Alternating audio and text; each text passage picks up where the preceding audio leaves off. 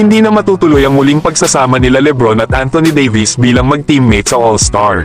Pero bago yan may bad news naman sa Los Angeles Lakers.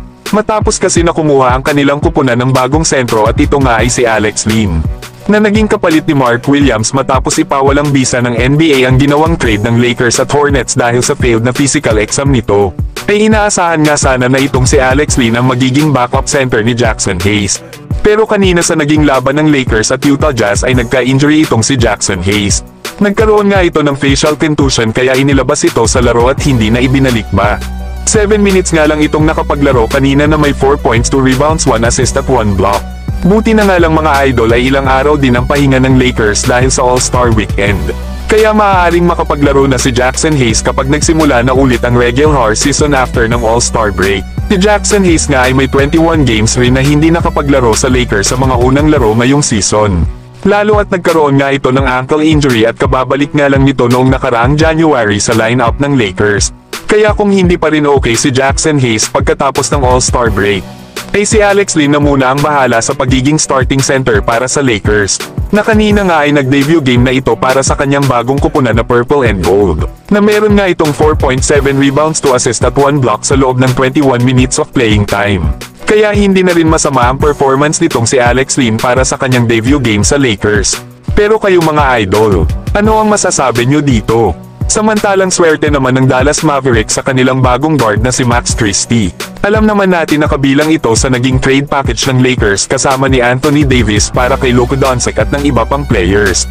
Na kung sino pa nga yung player na hindi pinag-uusapan ay siya pala yung gagawa ng pangalan dito sa Dallas Mavericks.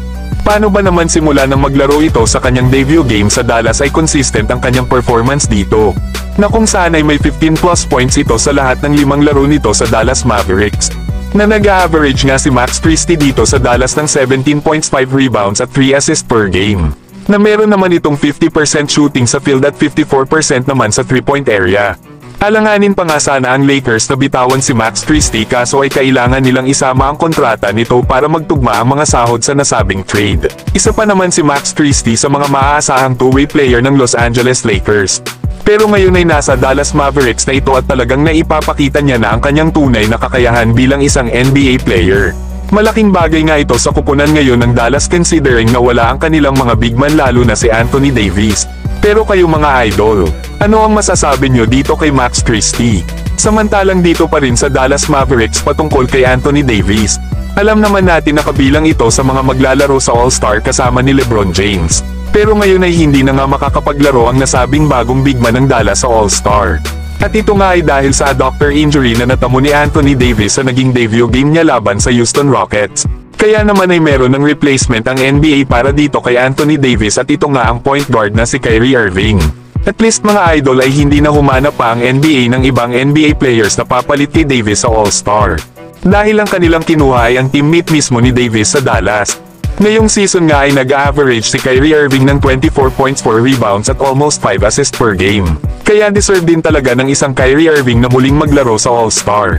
Mangyayari nga ang All-Star ngayong February 17 Lunes araw sa Pilipinas. Kaya muli nating makikita ang tandem ng isang Kyrie Irving at LeBron James dito sa West.